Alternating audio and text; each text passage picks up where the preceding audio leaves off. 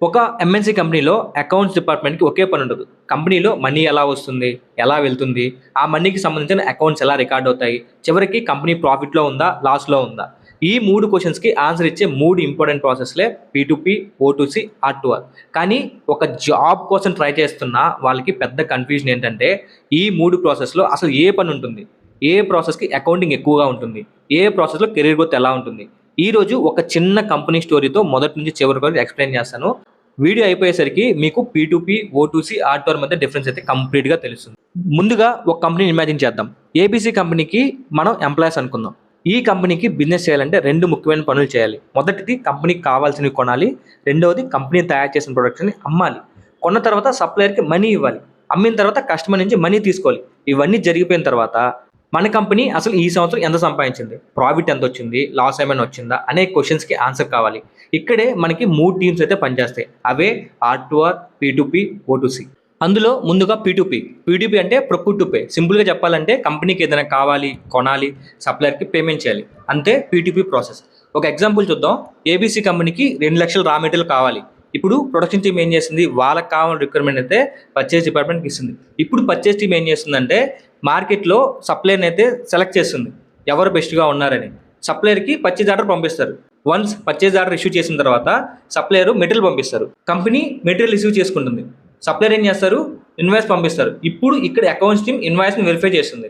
అన్నీ పర్ఫెక్ట్‌గా ఉంటే పేమెంట్ అనేది ప్రాసెస్ చేస్తుంది. ఇదే పీ2పీ ప్రాసెస్. ఇప్పుడు పీ2పీ ప్రాసెస్‌లో అకౌంటింగ్ పర్సన్ ఏం చేస్తారు? మీరు పీ2పీ టీమ్‌లో ఉంటే మీరు ఎక్కువ కనిపించే యాక్టివిటీస్ అన్నమాట ఇవి. Vendor invoice, invoice validation, 2 way and 3 way matching, vendor reconciliations, payment processing and vendor queries, accounts payable. ఈ డిపార్ట్మెంట్స్‌లో అకౌంటింగ్ పర్సన్ ఇన్వాల్వ్‌మెంట్ ఉంటుంది. ఓ2సీ దీన్నే మనం ఆర్డర్ టు క్యాష్ అంటాం. ఒక కస్టమర్ మన కంపెనీకి ఆర్డర్ ఇచ్చారు. ఉదాహరణకి 5,00,000 ప్రోడక్ట్ ఆర్డర్ చేశారు. మొదట మనం ఏం చేస్తాం? సేల్స్ ఆర్డర్ క్రియేట్ చేస్తాం. తర్వాత ప్రోడక్ట్ కస్టమర్‌కి డెలివరీ చేస్తాం. తర్వాత ఏం చేస్తాం? ఇన్వాయిస్ రైజ్ చేస్తాం. కస్టమర్‌కి పేమెంట్ టర్మ్స్ ఉంటాయి. Let's an exam 30 days. 30 days తర్వాత కస్టమర్ పేమెంట్ చేస్తారు. సో ఇదే మనకి ఆర్డర్ టు క్యాష్ అంటాం అనమాట. అసలు ఓటీసీలో అకౌంట్ టీమ్ ఏం చేస్తుంది? మీరు ఓటీసీ టీంలో ఉంటే customer accounting, invoice and billing, account receivables, cash applications, customer reconciliations, collections, dispute management లాంటి యాక్టివిటీస్ కనిపిస్తాయి. ఇక్కడ ఏఆర్ అంటే అకౌంట్ రిసీవబుల్స్ అని గుర్తుంచుకోండి. కస్టమర్ మనకి మనీ ఇవ్వాలి, అందుకే ఇక్కడ మనం రిసీవబుల్ అంటాం. ఇప్పుడు ఇక్కడ అసలు ఆర్టోర్ ఎక్కడ వస్తుంది? ఇప్పుడు ఒక ఇంట్రెస్టింగ్ క్వశ్చన్ అయితే మనకి రైజ్ అయింది. పీ2పీలో పర్చేస్ జరిగాయి, ఓటీసీలో సేల్స్ జరిగాయి. అయితే ఈ ట్రాన్సాక్షన్ అన్నింటినీ ఒక చోట తీసుకొచ్చి కంపెనీ ఫైనాన్షియల్ పొజిషన్ని ఎవరు చూపిస్తారు? అదే ఆర్టోర్, రికార్డ్ టు రిపోర్ట్. ఆర్టోర్ అంటే ఏంటి? ఆర్టోర్ని ఒక అకౌంటెంట్స్ కంట్రోల్ రూమ్లో ఊహించుకోండి. కంపెనీలో ఎక్కడ ఏ ఫైనాన్స్ ట్రాన్సాక్షన్ జరిగినా ఇది అకౌంటింగ్ బుక్లో కరెక్ట్గా రిఫ్లెక్ట్ అవ్వాలి. పీ2పీ నుంచి ట్రాన్సాక్షన్స్ వస్తాయి, ఓటీసీ నుంచి ట్రాన్సాక్షన్స్ వస్తాయి. పేరోల్ ఉంటుంది, ఫిక్స్డ్ అసెట్స్ ఉంటాయి, బ్యాంక్ ట్రాన్సాక్షన్స్ ఉంటాయి, ఎక్స్పెన్స్ ఉంటాయి, ఇంటర్ కంపెనీ ట్రాన్సాక్షన్స్ ఉంటాయి. ఇవన్నీ అకౌంటింగ్ రికార్డ్స్లో కరెక్ట్గా ఉండాలి. అక్కడ ఆర్టోర్ టీమ్ కీ రోల్ పోషిస్తుంది. ఇప్పుడు ఈ 3 ప్రాసెస్లు ఒక సింపుల్ ఫార్ములాతో గుర్తుంచుకోండి. ఇక్కడ పీ2పీ ఏం చేస్తుంది? కంపెనీ కొనుగోలు చేస్తుంది, సప్లయర్కి పేమెంట్ చేస్తుంది. అండ్ ఓటీసీ వచ్చేసరికి కంపెనీ అమ్ముతుంది, కస్టమర్ నుంచి కలెక్షన్ చేసుకుంటుంది. ఆర్టో వచ్చేసి ట్రాన్సాక్షన్స్ అన్ని కూడా రికార్డ్ చేస్తుంది, ఫైనాన్షియల్ రిపోర్ట్స్ అయితే జనరేట్ చేస్తుంది. ఇంకా ఈజీగా చెప్పాలంటే పీ2పీ అంటే మనీ గోయింగ్ అవుట్, ఓటీసీ అంటే money coming in.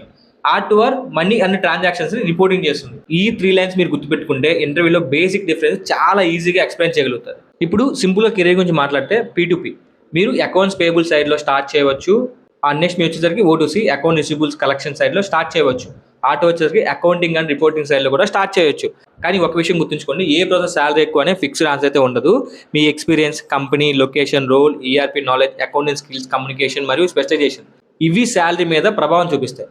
Freshers A process చూస్ చేసుకోవాలి అంటే మీకు అకౌంటింగ్ మరియు ఫైనాన్షియల్ రిపోర్ట్ మీద ఇంట్రెస్ట్ ఉంటే ఆర్టోర్ మంచి ఆప్షన్ అని చెప్తాము. అండ్ వెండర్ ఇన్వాయిస్ పేమెంట్స్ మీద ఇంట్రెస్ట్ ఉంటే పీ2పీ అయితే చూస్ చేసుకోండి. లేదు కస్టమర్ అకౌంటింగ్, కలెక్షన్స్, రిసీవబుల్స్ మీద ఇంట్రెస్ట్ ఉంటే ఓటీసీకి చూస్ చేసుకోండి. కానీ మీరు ఏ ప్రాసెస్లోకి వెళ్ళినా accounting basics, MS Excel, ERP, communication skills అయితే ఈ 4 స్కిల్స్ మాత్రం తప్పకుండా డెవలప్ చేసుకోండి.